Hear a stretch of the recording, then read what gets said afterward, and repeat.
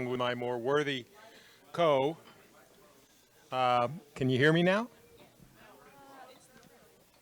This is not, hello. I have the agenda.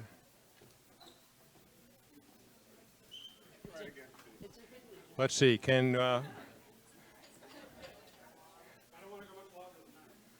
all right, now you can hear me. Oh, I can hear my echo. There, good. So I'm Steve Gelling. I'm co-chair of the Capital Campaign along with Ann Smith. There's been a big power struggle, which is why I have this wound on my... We're each trying to give responsibility to the other person is what it is. But we're going to get started, and I believe, Doug, are you going to lead us in prayer before we start? I was right. Okay.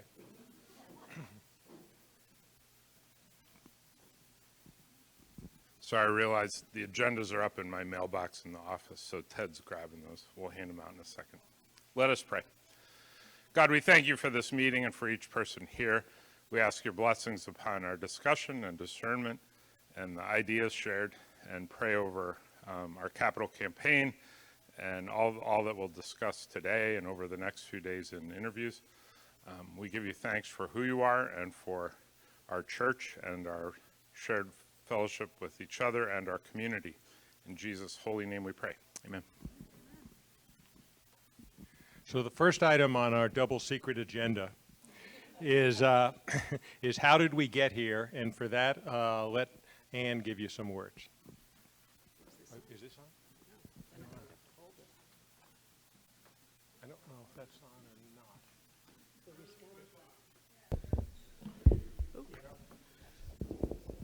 You have to adjust it for small people. Good morning, I'm Ann Smith, and I have the honor and privilege of being co-chair with Steve, who's just wonderful to work with. And he doesn't have a mean right hook the way I do, but we're okay. I was 7 years old, and I was playing up on our porch, and I heard the familiar sound of my dad taking the wheelbarrow up the stairs from the basement, and I knew that meant a ride. My dad was buff. So I dropped what I was doing, hopped in the wheelbarrow, and he said, come on.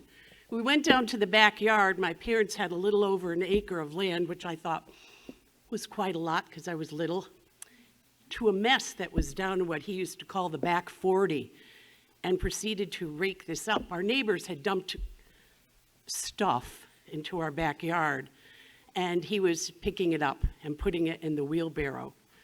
And so I asked him, he finished, and I thought he was going to dump it in their yard, and he didn't.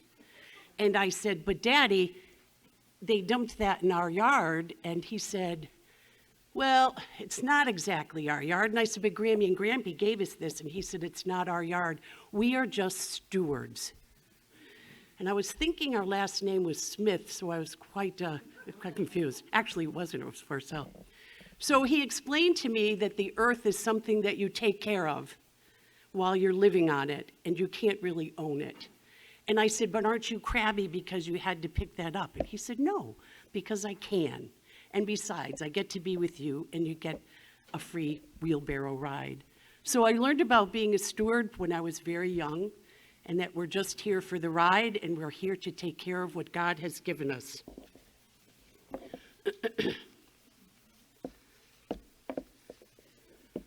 Peter, who Doug talked about this morning, said, each of you should use whatever gift you have received to serve others as faithful stewards of God's grace in various forms.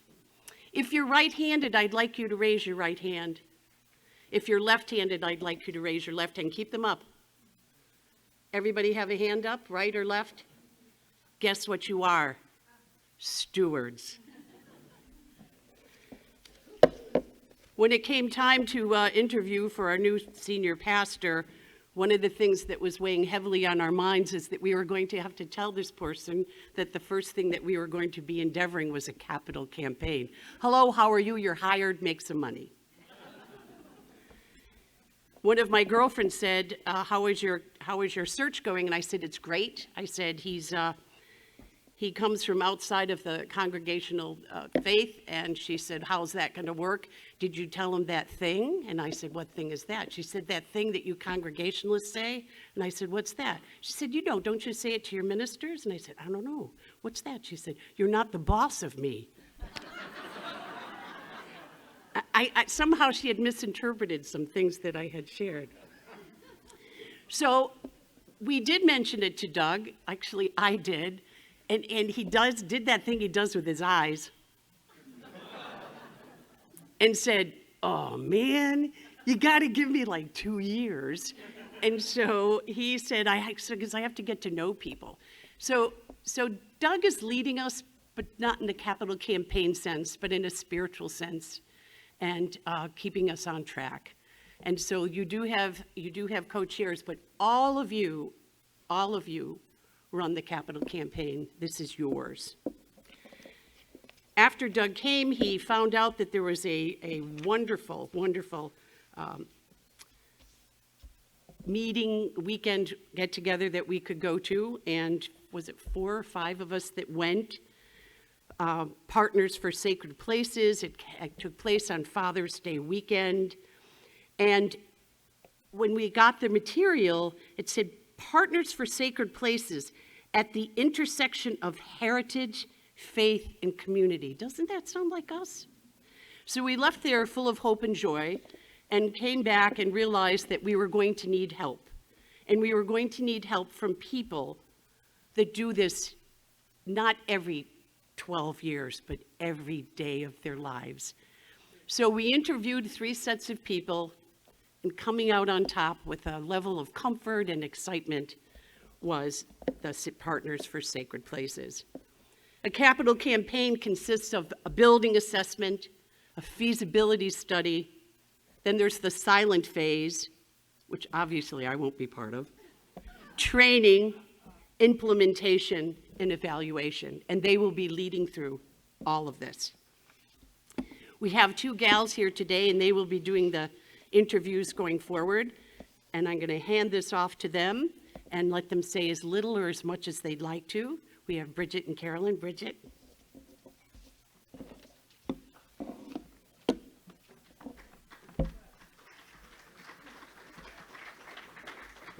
It is true that I do eat, sleep, and dream this 24/7. I am Bridget Fiddler. I'm the Senior Director of Consulting at Partners for Sacred Places. I've been at Partners for just about 6 years now. I came to Partners by being a client of Partners. I was the senior pastor at First Church of Christ Congregational in Suffield, Connecticut, and we needed an elevator. And so I heard about Partners through a colleague in Hartford, and as soon as I met who is now my boss, Gianfranco Grande, I didn't look anywhere else. I was looking for a campaign that would help stretch us more towards the community, challenging in sort of communities like Suffield. And that's how I started to learn about capital campaigns. I had never conducted one prior to that. I never really wanted to conduct one prior to that. And I had learned through my years that anytime you said you didn't want to do something, that God has a great sense of humor and puts that right in your path. And so the experience, though, with working with Partners was a great one.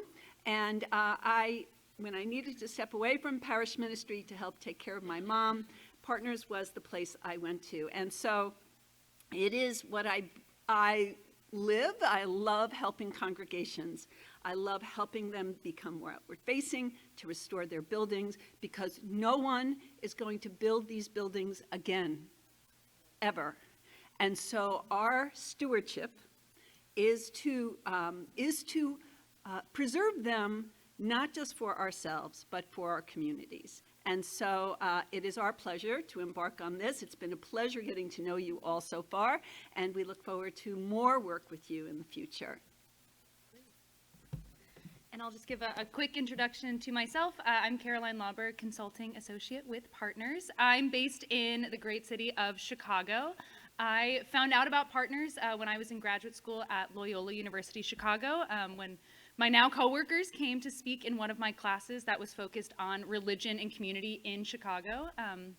As someone who's grown up in the faith, in church, I've always loved churches, church history, architecture, the community, and so I joined Partners a little bit after graduate school, so I've been with them about a year and a half, little over a year and a half, and it has been a great pleasure to work with congregations of all sizes and all over the country, and I'm very excited to be working with you all and to see Pastor Doug again. Like he said, we were at the same summer camp for many summers, and so it is a great reunion as well. So thank you all.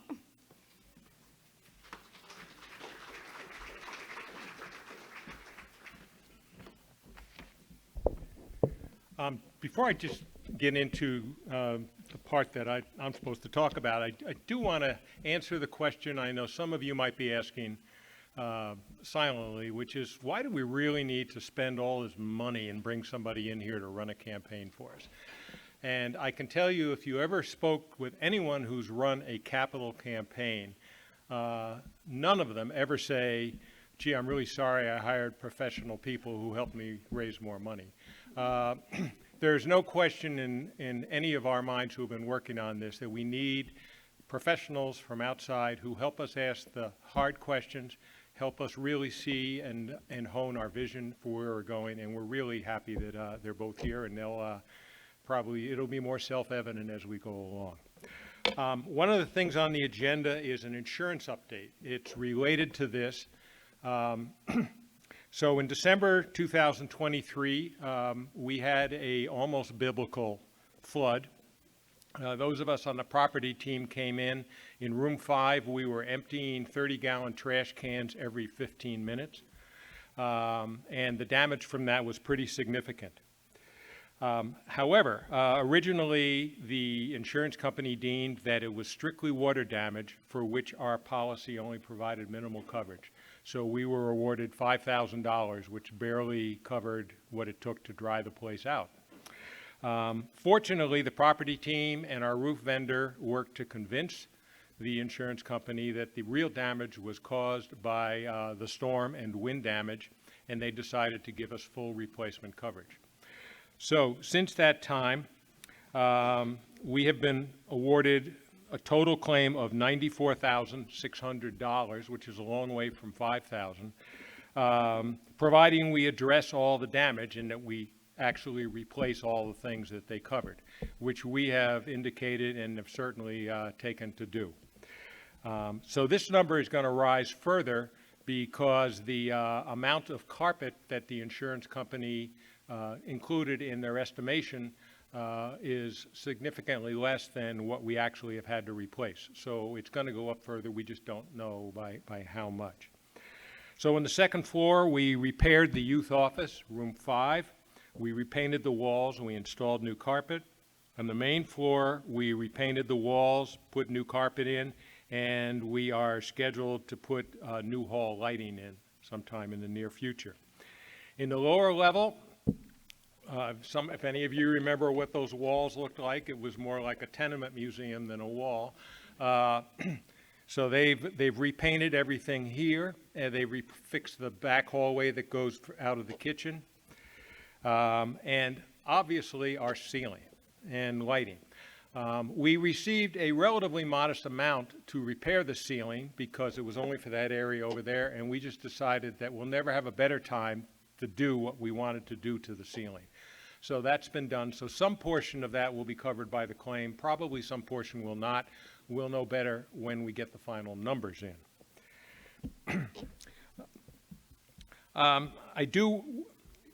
I also wanted to say that we took advantage of the painters and the contractor who was here to repaint the back stairway going down from up from the choir room to the back area, and to include some painting that was not part of the damage because it seemed to make sense.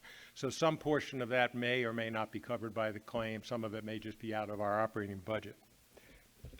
I also want to say that one of the real positive things about all the work we've done on this is we've met some terrific contractors.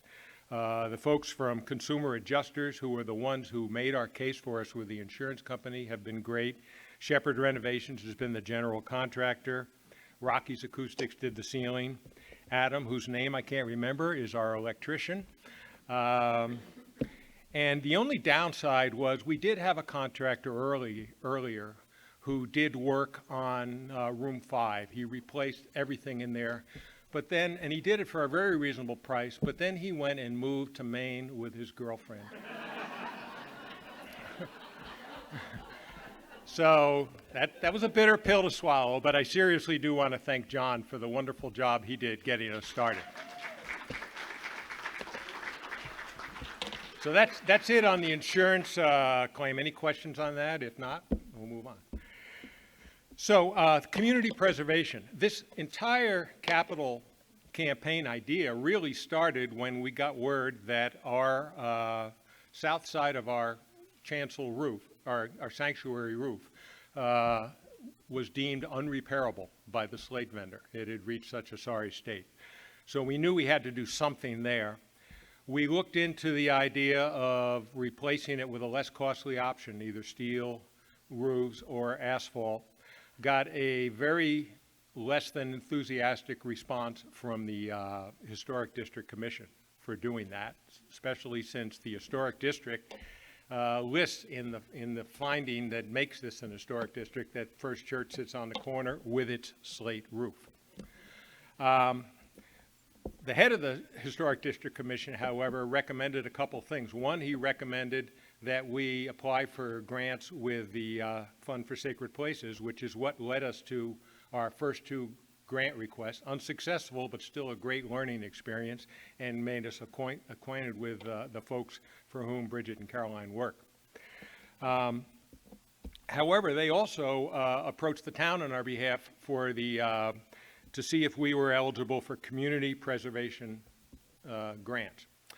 We got a less than enthusiastic response from the town attorney at that time, so we walked away from that one. However, since that time, it became clear that community preservation funds were being awarded to churches all over the state, and that any legal concerns about church-state separation had been dealt with, and it had already been made clear that as long as you are not doing something that directly relates to your religious project, your religious practices, as opposed to relating to historic preservation, that you'd be okay.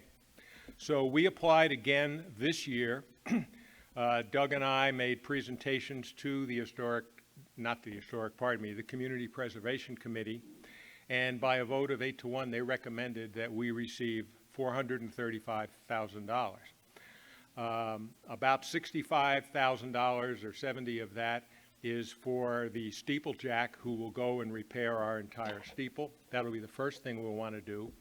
And the rest of the money is for Mahan, who is the local slate roofer contract.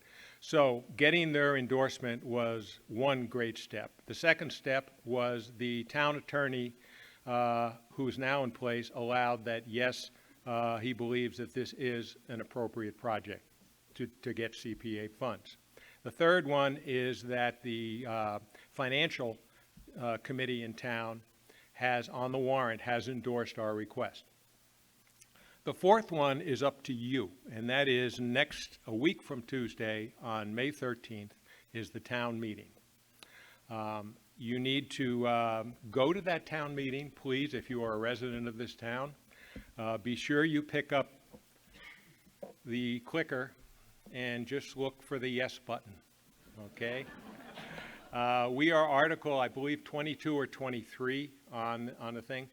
With any luck, someone will move to take all the community preservation ones and bring them together in one vote, and the town will vote it all up or vote it all down.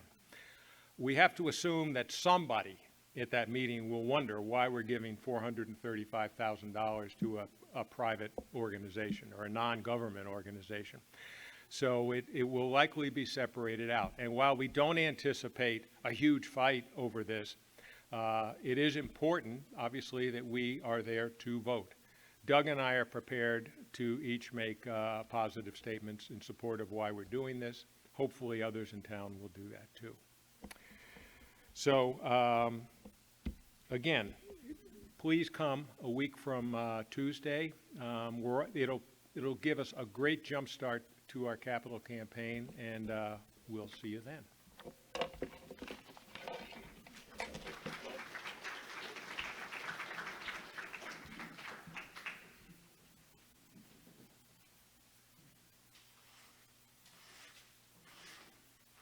that help? Should we do them all since we have some help? If anyone wants to lower another.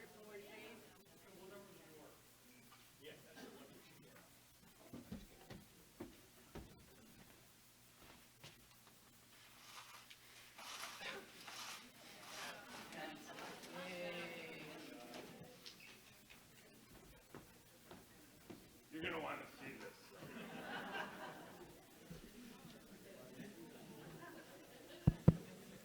So on the Capital Campaign Committee, we've been talking in terms of 3 waves.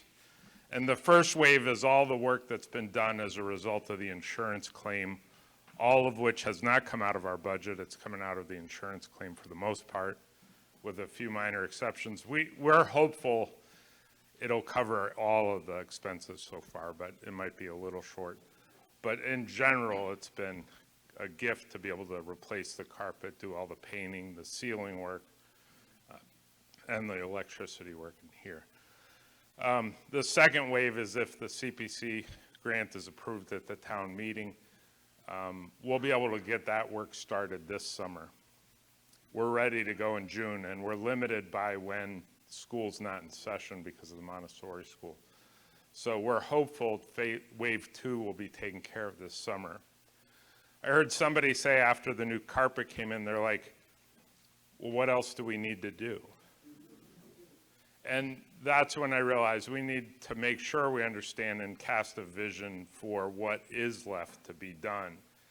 And though the roof and the steeple will hopefully be taken care of by the grant, we actually thought it would be a gracious thing to let the town do that, because in some ways the steeple's the funnest thing, and they get to feel a part of that. And we're hopeful that we can, when the rooster's down getting re-gilded, we can invite people to come take their picture with the rooster, which is much bigger in person than it is on top of the steeple. Anyway, so we've affectionately named our campaign Doors Wide Open Vision 2025. That spot in front of the church is my favorite spot in the building, or outside, just outside the building. But standing on the front of the steps, welcoming people into worship on Sunday mornings brings me great joy. The rest of the pictures are meant to open our hearts. So honoring our past and embracing our future is the sort of sub-theme of the campaign. But this picture also reveals we have our church building and the parsonage are owned by the church. You can see the bell tower and steeple are starting to show the paint chipping off and wearing off. We actually got some drone pictures that show it up closer. Can you see the chipping? Okay.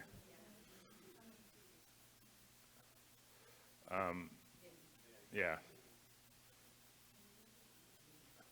I wonder if we could move the screen closer. Would that be all right, Stan? Can you see it okay?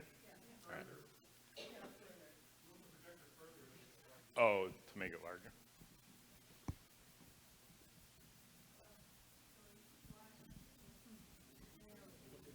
You okay?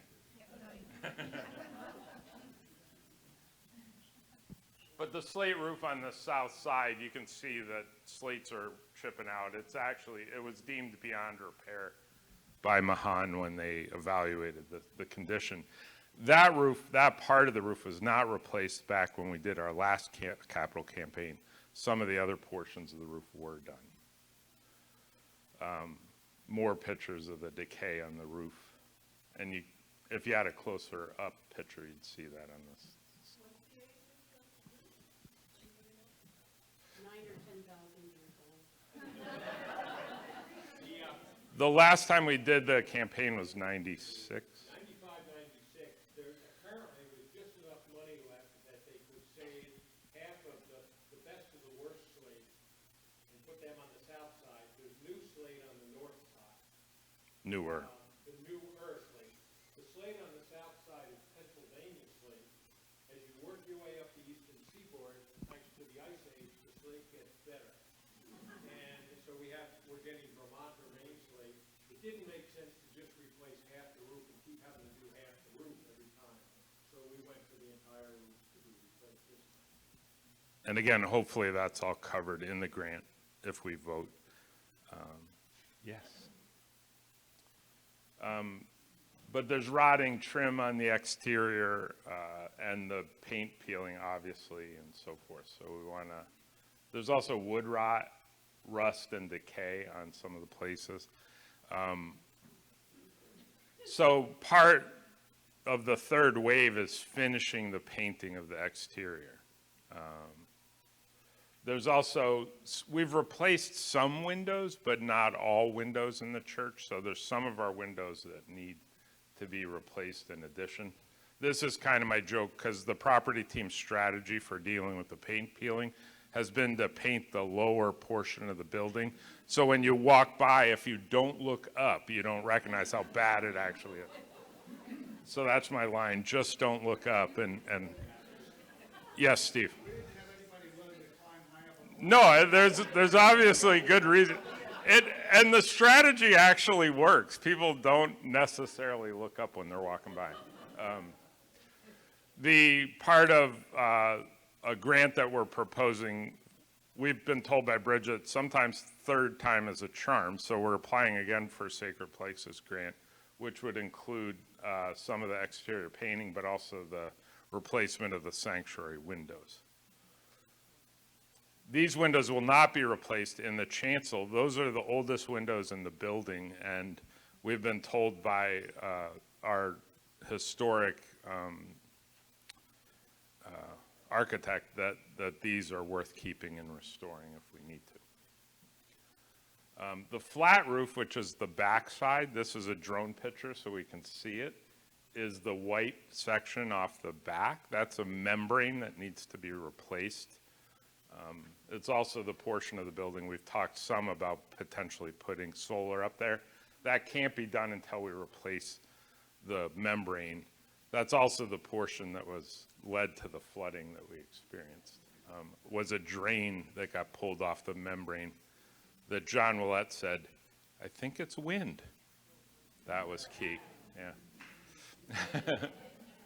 Our elevator modernization has the most to do with what is not visible. So we think of the elevator as the doors that open and the buttons we push and so forth.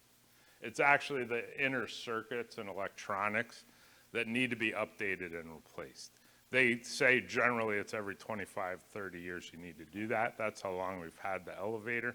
It's gone beyond its lifespan.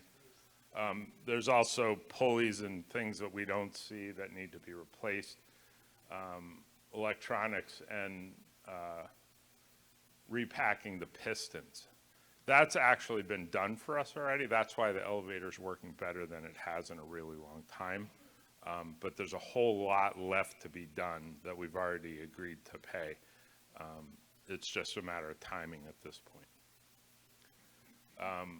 But that, by the way, that's $170,000 between the repairing of the elevator and the electrical work that's going to need to be done. That was the best deal we could get, and the person we have working for us is outstanding and has been very, he sort of breeds trust in a lot of ways and has done some very kind things to get us up and going currently. So they've been great. I've mentioned the bathrooms downstairs that need updating. This was my favorite. The urinals in the men's room. Those things belong in a museum. You know, and Stan says they're very hard to clean. So we're hoping to make our bathrooms look like they were. They are shrines. I know not everybody gets the privilege of going in there, but that's our favorite. We hope to create a handicap accessibility for our choir room downstairs. One of our members had surgery recently and it was difficult to access. We want to make sure it's accessible to everyone. Improvements of our kitchen appliances. When we had those committees people could sign up for, this was the first committee that people signed up for. It filled up, and it's also has a lot of energy from that committee, and it'll carry forward. But we run the fan because of the pilots on the stoves 24/7. We're blowing heat out in the winter and cool out in the summer. It's kind of crazy the way it functions. So there's a dream of really updating our kitchen. The cabinets, maybe a different color, and also elevating our coffee system potentially. There's a lot of ways we can improve that. And you'll hear more about some of the creative ideas that came out of the committees that met. Updating our meeting rooms. Again, some of this we've done. One of the benevolent rooms is updated already, but we'll do more of that. The parsonage is a building a lot of us don't go into. When I went into it the first time, I'm like, yikes, like we could do better. There's a lot of brickwork that we've noticed is allowing moisture to get into the basement. And again, it's a building we own, we lease it to Montessori, but we don't want that building we want to maintain that as well so that it's with us for a long time to come. That's a great source of revenue, but also Montessori is a great partner in that it's awesome having kids run around your building every day of the week. And so we want to keep that going. When you walk in, this is the first thing you see is outdated cabinetry. And in my mind, I just thought, wow, it wouldn't take much money to make that space look a whole lot more welcoming. You can see there aren't even knobs on the drawers. It's dated. The bathrooms in Montessori are also have shown a lot of wear and tear. And again, all that is replacing the whatever you call that, fixtures, countertops is kind of what I'm getting. And the flooring could be updated. There's a temporary wall upstairs that sort of separates where Montessori really begins using our space. And a lot of us have talked about the idea of adding a door there so that it can also free us up to use more rooms on a regular basis in the first part of the hallway. Upgrading our air conditioning system, that thing is, Stan believes we can keep it going for years to come, but he's looking at it from the standpoint we want him to look at it is how can we do things frugally and inexpensively. But we're saying, hey, where is this going to be 50 years from now? We want to do as much as we can. And so we've had some estimates on our air conditioning system in general that isn't as functional as we'd like it to be, and possibly air conditioning some other spaces.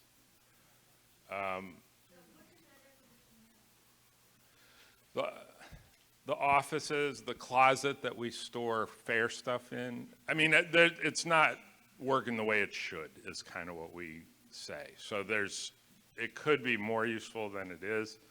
There's some rooms upstairs that are air conditionable that we don't use, and the ones we really do need air conditioning and there's not. So there's a whole bunch of potential in that realm. And we have space in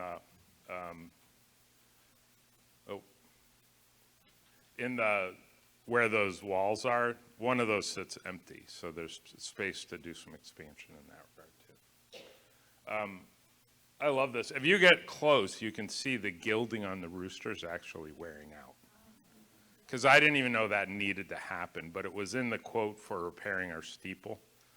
Plus, I thought this would be a good picture to end on.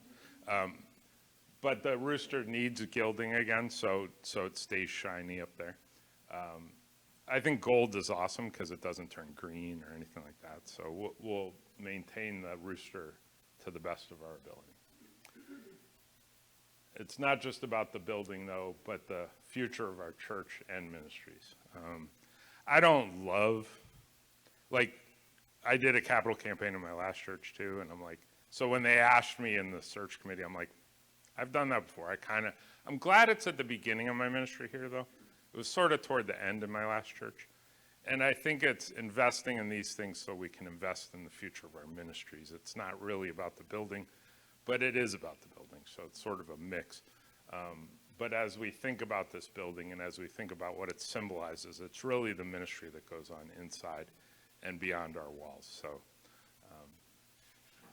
that's my thing. Frank and Jeff are the chair people of the actual renovation work and the plan and vision.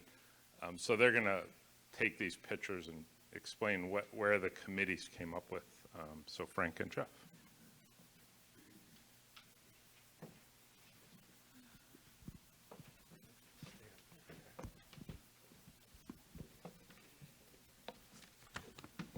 So, hello, I'm Frank. This is Jeff. I'm Jeff. Can I borrow your sheet? A little song and dance now. Oh, that's the agenda.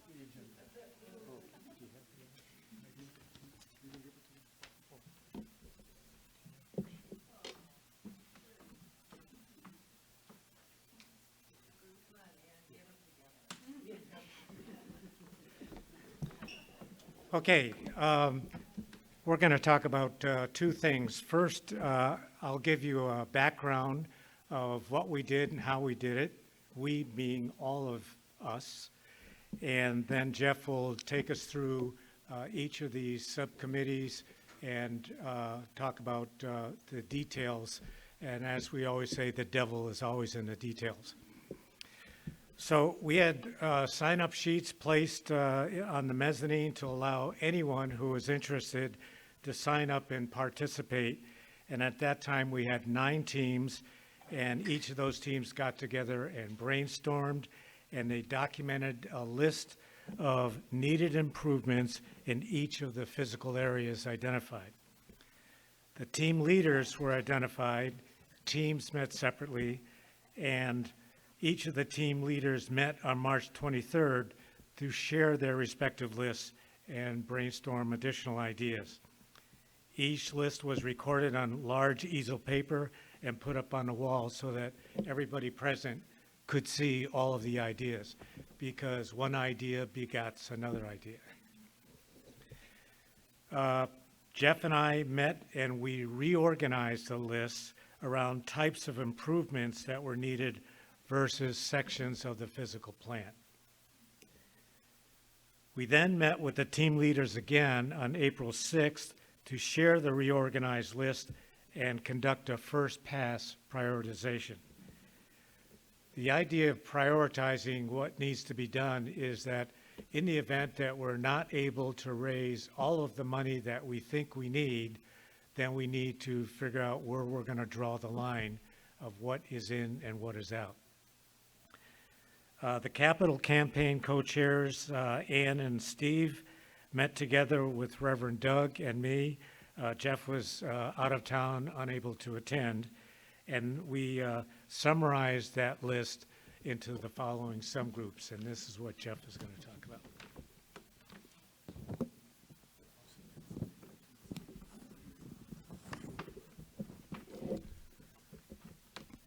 So one thing, to remind you, like what Doug just said a few minutes ago, furthering our ministries is something that we all kind of thought about what we wanted to do, right? So it's not so much that, we're looking to update the different parts of the church and bring things up to code or whatever. It's what are we trying to do as a church community? And, the themes that came out across all the committees, one is, what is our ministry looking like in the future? We want to be accessible. We want our church to be a church that the whole community could access and to use and to feel comfortable in.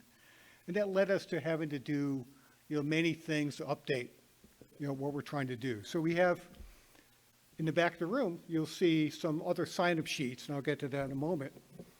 But, so we broke it down into 5 different groups. We started out, I think 9 was the number. Now we have 5. So we're making progress.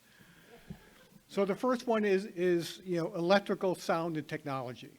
Now, it's obvious Stan does an amazing job on Sunday and meetings like today, with our Zoom and recording the services, putting them on Facebook.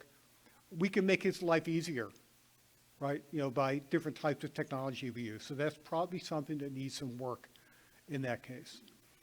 Also on the electrical side, it's an old building, and there's always a need to look at the electrical access to electricity across the building, and Wi-Fi becoming an issue. It is interesting, probably when the people first built this church, they never thought about Wi-Fi. And that we need to be able to get online wherever we are, so that becomes an important issue in that case. And there's always security and fire alarms, make sure everything, we pass the security tests and fire alarm tests every year, but that is something that we can't forget about. Probably, and we have Rich is going to be heading up the electrical sound technology group. So the biggest group is the physical plant. And that's something that Frank and I are going to head up.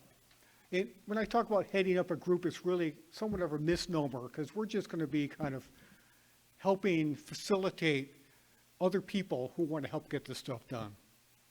So the physical plant is the largest amount of work that has to get done, and Doug mentioned many of these activities. Certainly the HVAC system upgrade, and that work is already being done, right? That's being evaluated now. ADA compliance, I think, is a big issue. And so I was on my first committee had to do with the interior space down here, everything on this floor except for Bailey Hall. And so we would meet in the choir room, and it became, as Doug showed, if you can't go downstairs easily, you can't get into the choir room. So do we want to eliminate choir membership to people, only people who can walk downstairs? I don't think so. And then something, because fortunately, I don't need to be in a wheelchair. You can't get through that door in that hallway if you're in a wheelchair. So we have an ADA compliant bathroom, which many people don't seem to know exists, but we have that bathroom, but you can't get to it if you're in a wheelchair. I mean, these may seem to be simple things, but we need to look at the whole church facility and think about accessibility. We don't want to think anybody can feel excluded because they may be less able to some other people there. Our restrooms is a big deal. Doug showed the great pictures of the men's room, which I'm familiar with. When our group met, we also went into the ladies' room quickly and realized that's a challenge in there too. You could be in one stall, somebody opens a door and bangs you back into the stall. It's an interesting mess. So how do we fix that? How do we make that? We have community events here. People come and visit our church, and they go to use the facilities, and that's what we're representing, right? We want to be a professional organization. So at one of our meetings, Steve talked about visiting Trinity on Sumner Avenue, and he was bragging about the bathrooms they have at Trinity. So we want to create bathrooms that people will brag about. Yeah. Steve said he had to refrain from taking pictures because he thought it may be weird. So he walked in. So windows was mentioned. Mary.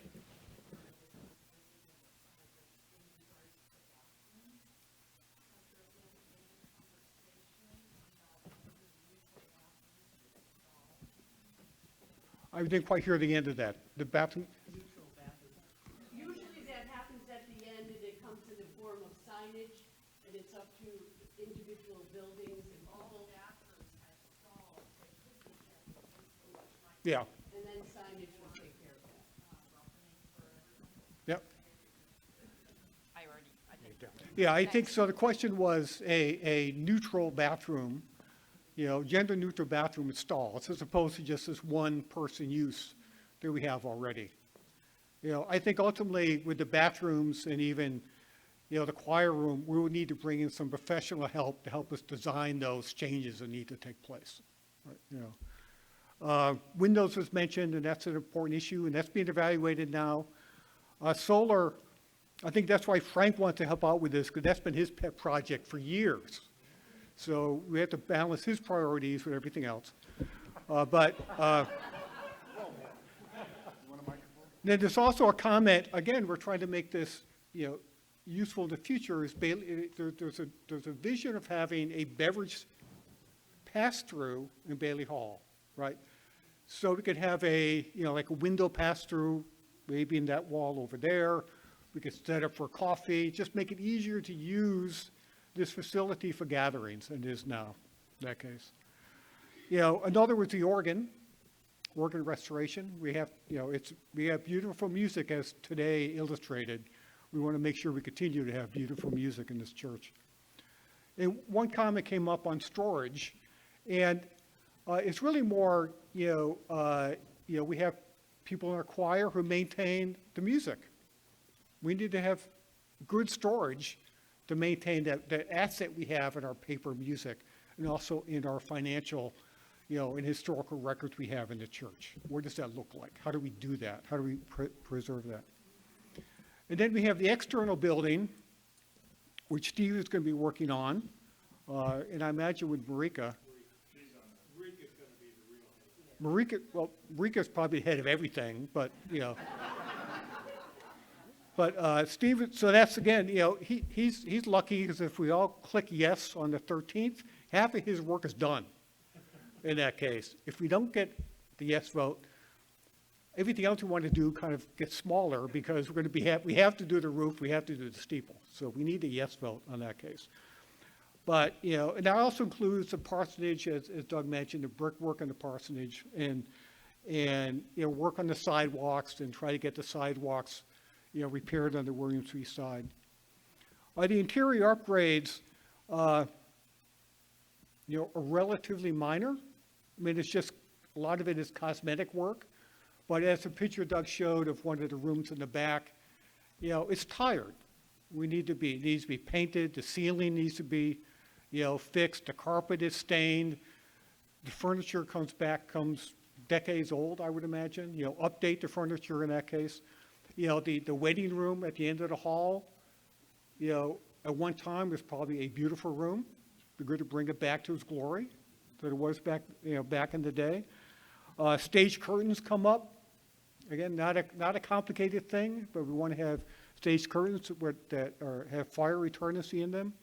And another issue that came up, in one of our groups was signage. So you think about you walking into the church, maybe you want to go to a support meeting for the first time on a Saturday morning. You walk in, what do I do? Where do I go? You can walk down the hallway. So it's just simple signage around the church to point people in the direction they need to go. And I noticed even in the elevator, the sign in there, at least it was a few weeks ago, is outdated. That needs to be fixed. These are minor issues, but things that need to get done and consider that. The kitchen, as Doug mentioned, the kitchen team is working hard, and that's with Ann Landry and Connie Shea on doing the plans for the kitchen. But we want to have a kitchen that is updated, energy efficient appliances, right? We're all about energy efficiency in the church. To coordinate, make sure the pass-through works. It's really a floor-to-ceiling replacement of a lot of things in the kitchen. Bring it up to, 2025, planning for 2050 in that case. So we can, prepare meals for big groups, small groups, and serve the community. So those are a quick rundown of the activities. So what we have in the back are sign-up sheets for everything except for the kitchen, because I think the kitchen team feels like they're at capacity now. And we're looking for new volunteers. So if you volunteered again, if you volunteered in the past, you could do it again. But the objective of this team now is to drill down a little bit deeper into what it means, what we're trying to do, and give a kind of a guesstimate of cost. Because there will come a time when we'll have to start doing priorities here. Not everything maybe everything we want to do can get done, but it's not likely. So we'll have to start creating some priorities. So I encourage you to think about where you feel you can provide the most value, be it the physical plant, be it inside, electrical, sound technology, the exterior part of the building, or interior upgrades of furnishing, and sign up. Thank you. If I could just add one footnote, some of the things that people who participated in generating items didn't see those items on the list or mentioned. We decided to try to summarize as much as we could, because if we included everything that everybody identified, we would be here all day. And so if you didn't hear your particular item mentioned, it's not because we decided not to do it, but we just left it off the list for brevity. And we're also, even though the new groups are forming and are going to be more functional, because you don't want a different electrician for each part of the building. You want one electrician to work with the whole building. That's why the new sign-up sheets are there. At the very end, we may call our old groups back together to fine-tune the details, because there's a lot of smaller detail items on each list that can be addressed, but maybe aren't the primary focus right now. So that'll come together. Yep. What's the timeline for that second round? We're really aiming to do, so wave 2 this summer. The fundraising, as you know, will start mostly after our regular pledge drive in the fall, which would be December, January. So that work will, most of the exterior work will be done the following summer is kind of the gist of that. So it may be, depends when the money comes in. What about the drill down toward, When will we finalize the vision? we are going to, we're going to, yeah, it's going to come up with the. That'll start now. By the way, we only have about a half hour to totally finish because the interviews start. So I'm going to pass. Do you have something specific? Okay. We're also going to be, we realize that we need some professional help, and Steve and I are going to be interviewing probably 3 architect-type people, because they look at things and they move walls and do things that we don't know how to do. So instead of putting, what did somebody say, lipstick on a pig, we're going to eliminate some problems. One of the things, the last thing I want to address before we break up or break down, if somebody in the community, that's why I need you here, if somebody in the community talked to you about the meeting that was coming up and asked you why we deserve to have the outside of the building done, would you know what to say to them, how to represent our church? Do you know what words to use? And by that, I mean, are any of you here aware of how many people use this church that are not members? Do you know what the percentage is? We are a community building. We have support groups here. We have a school. You need to be in possession of that information. We are not just a building of worship. We are a community building. So when people talk to you about that, we're talking about the preservation of the outside, which is historic, but we also serve the community. Can you tell them the percentage of? Well, I can tell you that on any given week, far more people walk through the doors of this church who are not part of our congregation than are. I mean, just the self-help groups alone is probably the majority, would make it a majority right there. When you throw in the school, you're probably in the neighborhood of 70% of the people that use this building are not First Church members. The other thing with the separation of church and state is that we're talking about historic preservation. And what they've helped us to see from Sacred Places is that sacred places are at risk. And one of the big reasons they're at risk is because of the cost of taking care of a historic building. So what we're getting help with from the community is historic preservation, and that historic preservation helps the community. All of our property values increase the better the historic district looks. And the church is the center of the historic district. And so taking care of the building comes with expectations. I said to the CPC,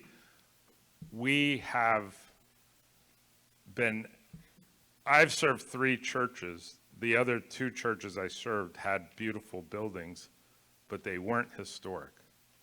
I never once thought about the type of shingle we put on our roof or how we're supposed to treat the building in a historic way. So historic preservation is a real task that the community has been invited to be a part of. And so far, it looks like they're going to support it. Probably important that because it's a historic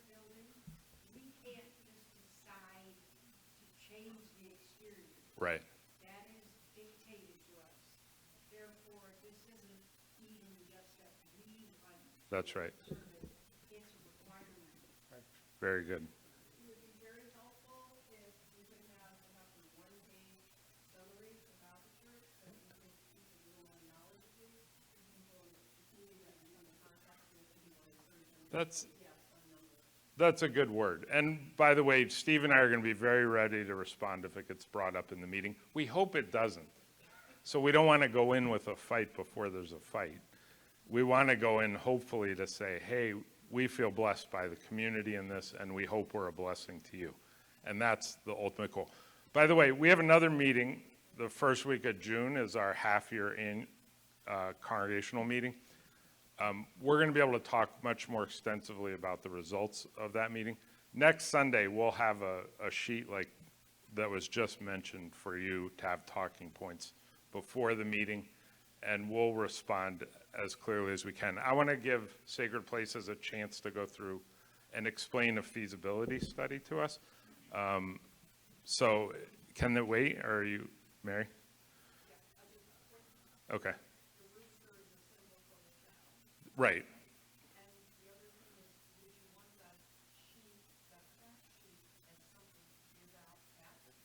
No, I don't think so. I think we want to, again, we don't want to go in and stir things up.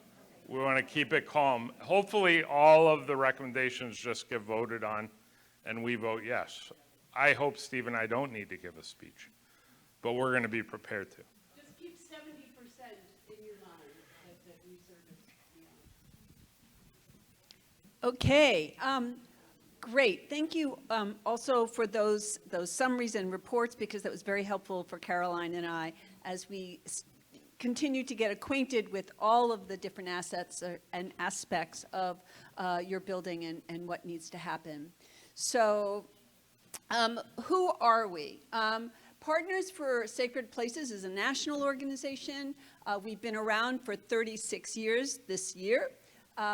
We started out as a preservation organization concerned about sacred buildings, first in Philadelphia and then out from there.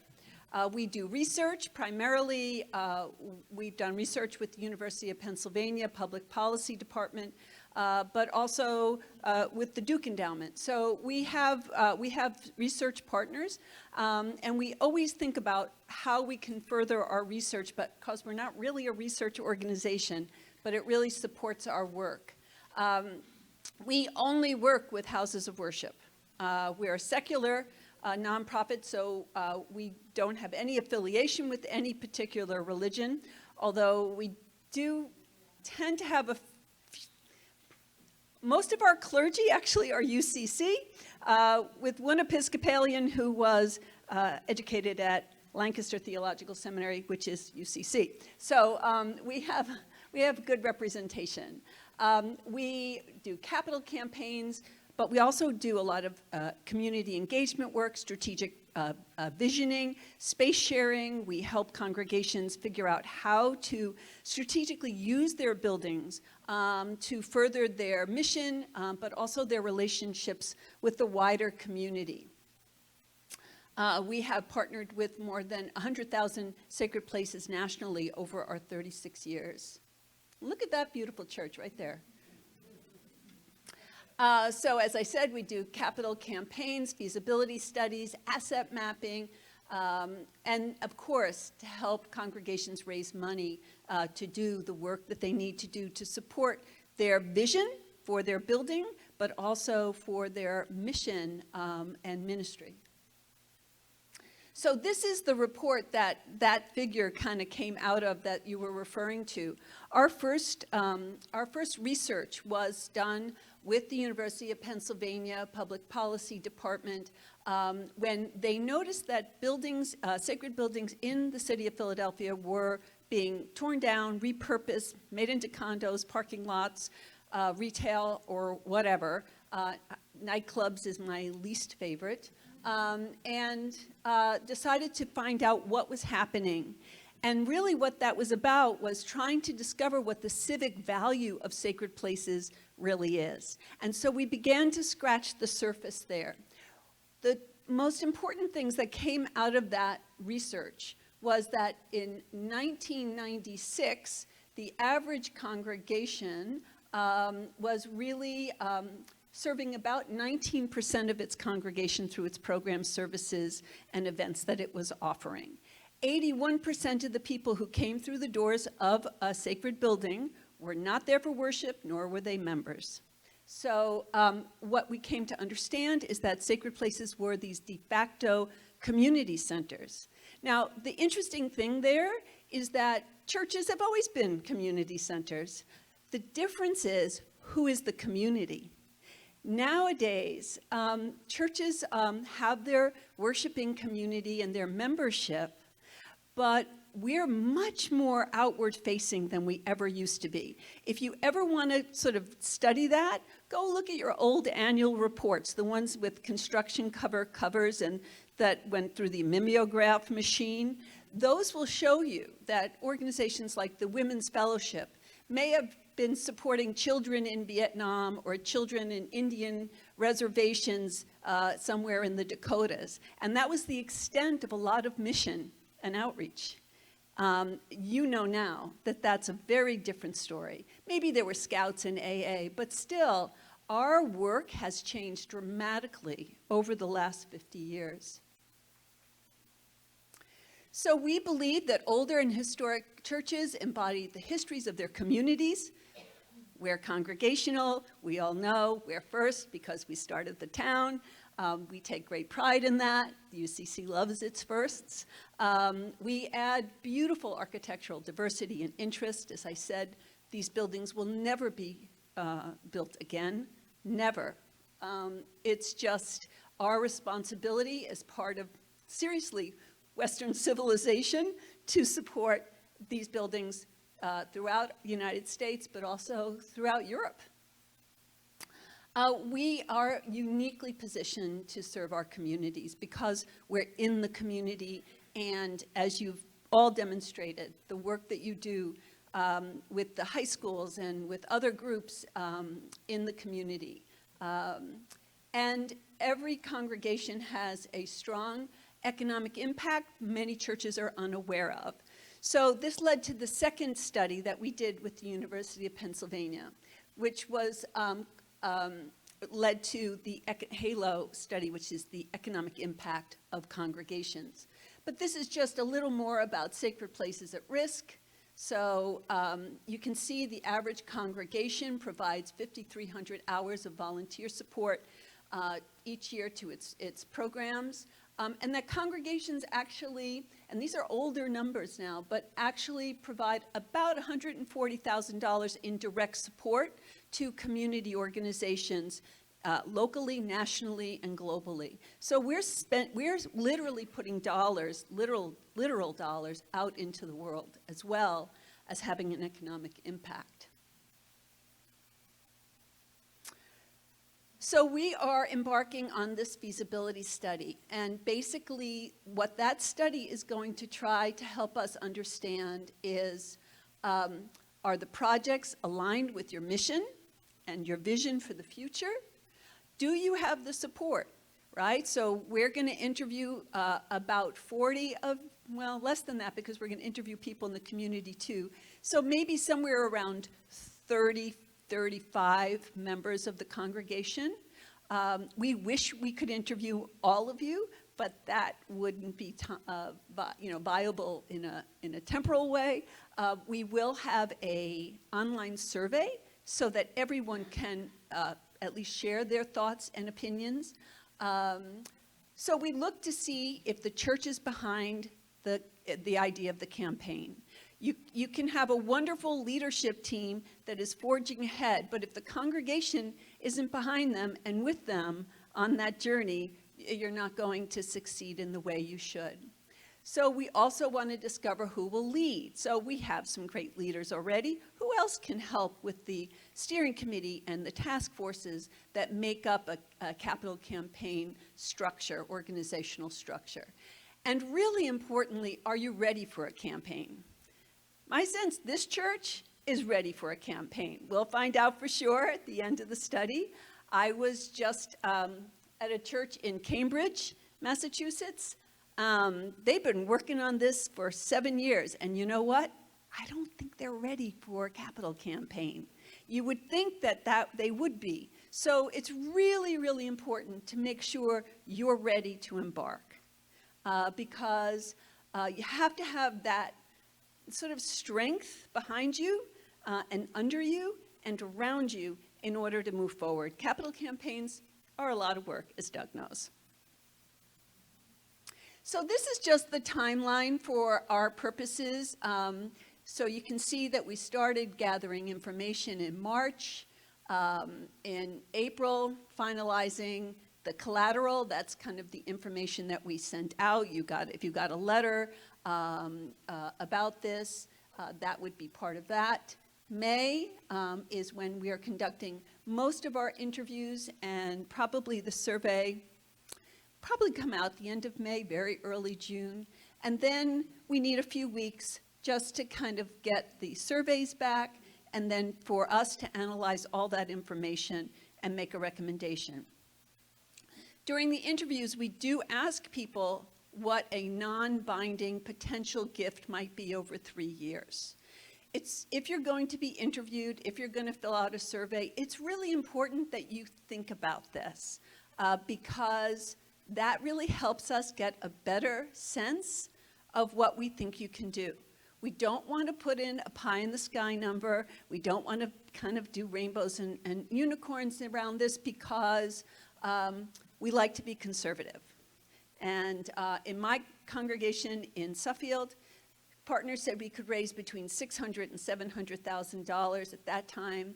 We raised just over $1 million. So, you know, we don't like to give you an idea that you can raise more than you actually can. People tend to be conservative during the feasibility study. That's okay. Just help us understand what you think is reasonable and right for you to do. And like I said, I'm writing it on water. I'm not holding you to it, so don't worry about that part.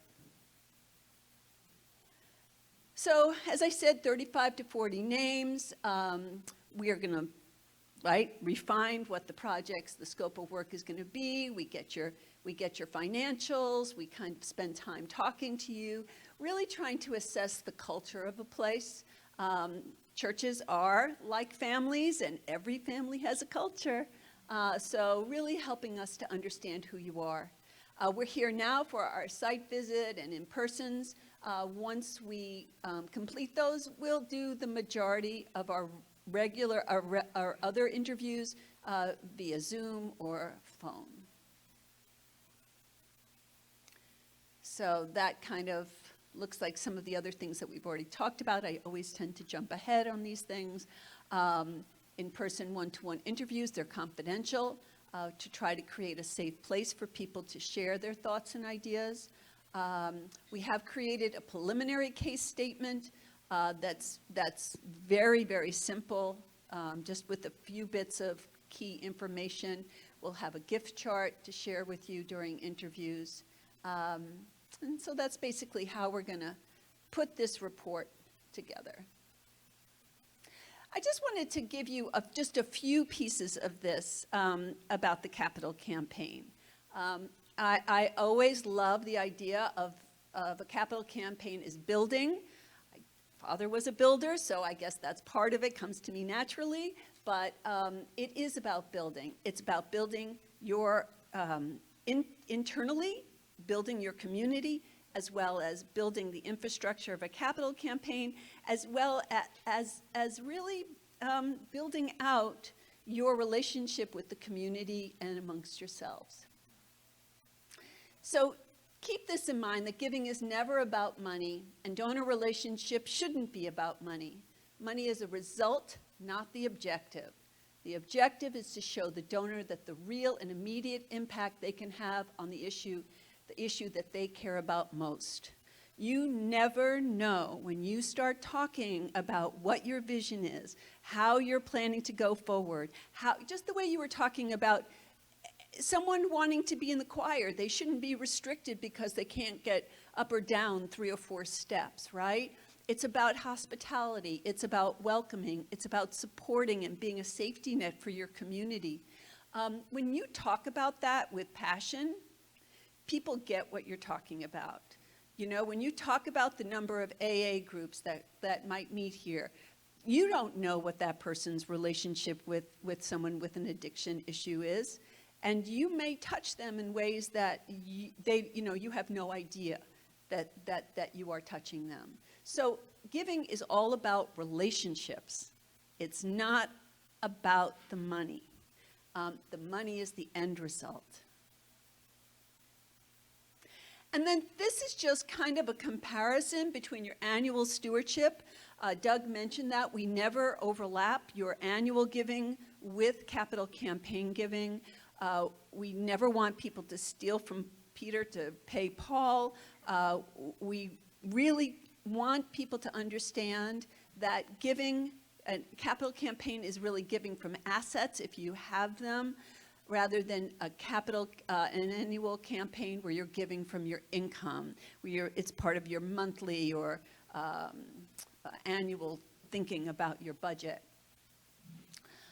Capital campaigns, as stated, start with a building assessment or a master plan. It's really, it's a big thing, right? It's a big thing.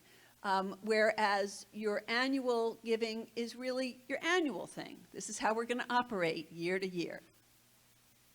Capital campaigns have a special committee, usually called a steering committee, and we know that annual campaigns are usually a stewardship committee that are underneath the governing body. Usually a member of council leads that up. Capital campaigns are phased over 3 to 5 years. 5 years is a bit far out for us. Generally, we prefer 3. 4 is okay. 5, too many things could happen. But, you know, if the deal is right, if people say, I can do this much over 5 years, I'm not going to say no. And your stewardship is usually 3 months or so, right, from beginning to end. Capital campaigns must involve person-to-person asks. And actually, your stewardship should too, but I won't go there right now because that's coming up very soon.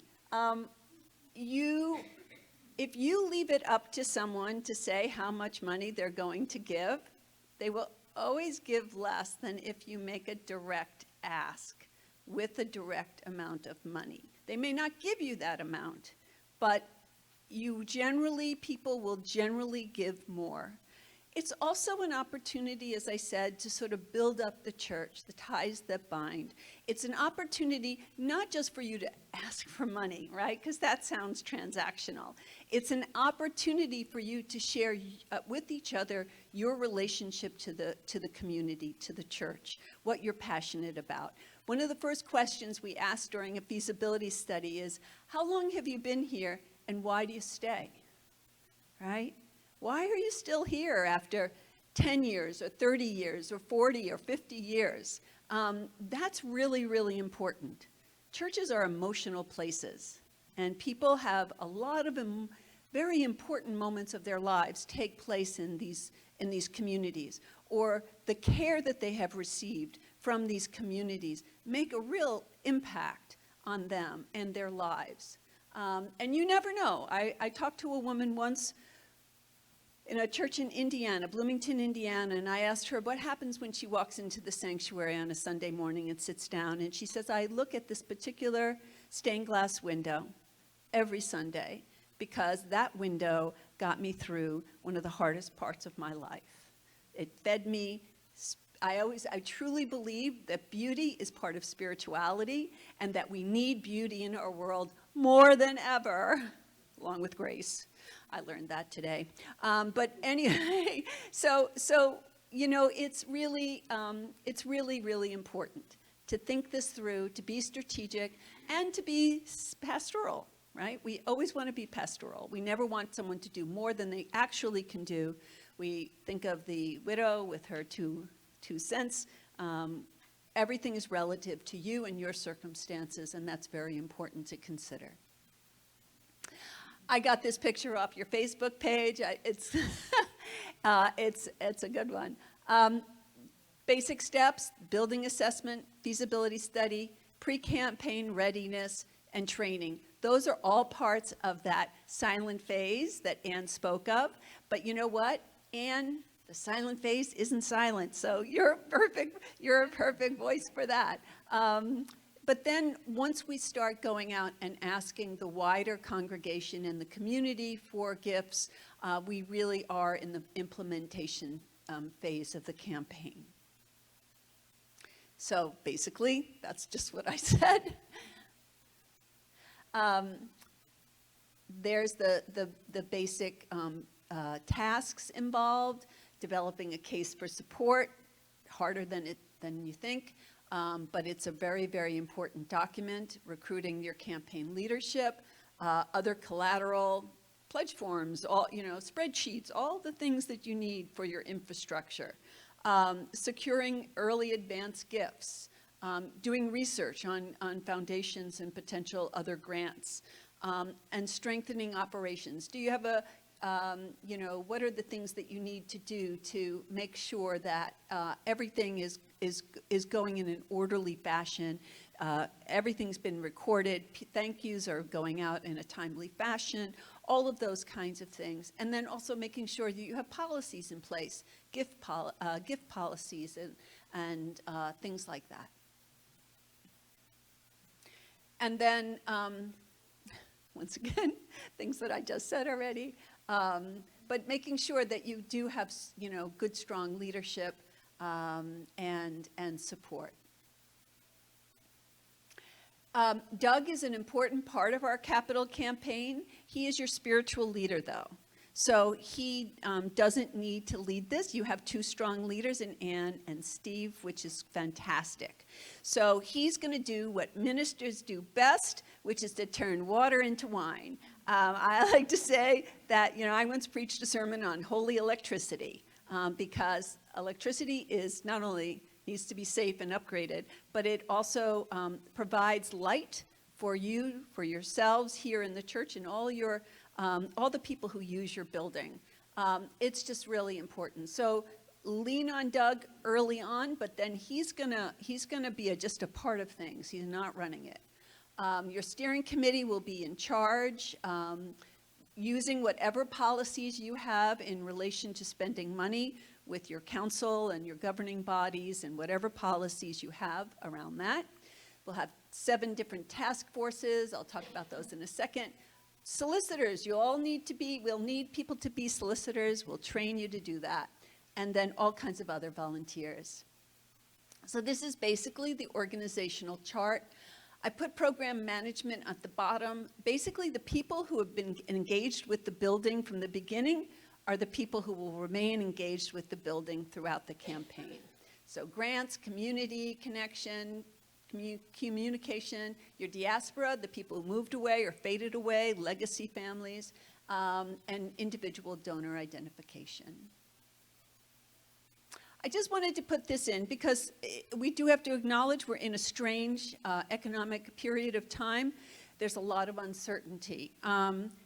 These are just rules of thumb for that. Stay the course, don't stop making gift asks, stay in touch with your donors, listen to them, hear what they're saying, what their concerns are, but basically just be nimble, right? You may have to spread things out a little longer, you may have to be a little bit adaptable, but don't stop because it's really hard to start up again. A lot of congregations learned that during COVID. The congregations that kept going throughout COVID with some adaptation finished their campaigns sooner than congregations who stopped and had to pick it up again. So that's it. Partners for Sacred Places brings people together to find creative ways to maintain and make the most of America's older and historic houses of worship. And there's your team. So me and Caroline and Barbara Blodgett will also, who's also another UCC minister, will be conducting some of those phone and Zoom interviews.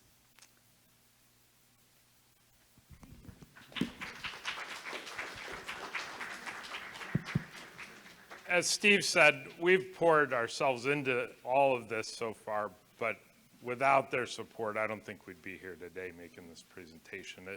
It is an investment to have them be a part of our team, but it would be like almost adding a staff person to help us accomplish our goals, which is really important. I wanted to conclude with 3 fun facts. I think I have 3 about fundraising. But one is we received early on a gift of $10,000 from somebody's memorial gift that allowed a little seed to help start us off. We've also received, not everybody knows this, but an anonymous $100,000 gift already, which was a nice beginning. And I had an idea.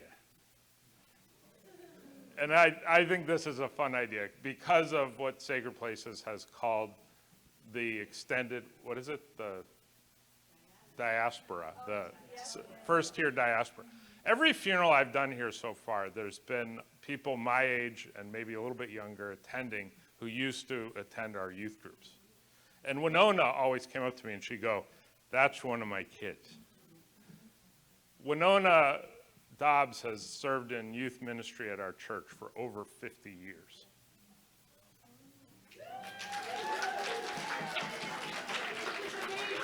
Can I share that she celebrated her 80th birthday this year? And she's still doing youth ministry today. She helps me with confirmation every time I teach a class. And so here's my idea, and it was started in part by Beth Spalding, Bob Spalding's daughter, who is very close with Winona, and I thought about asking her to help. And that is to get 100 of Winona's kids to give $1,000 each toward the campaign in her honor so that Winona can match that $100,000 gift. That's just a goal, and people can give more or less than that, but we're gonna have an appeal to that group of people. So if you have a kid who got impacted by Winona, I just have a sign-up sheet up here that you could put their name and email address up there, and we're gonna send out requests.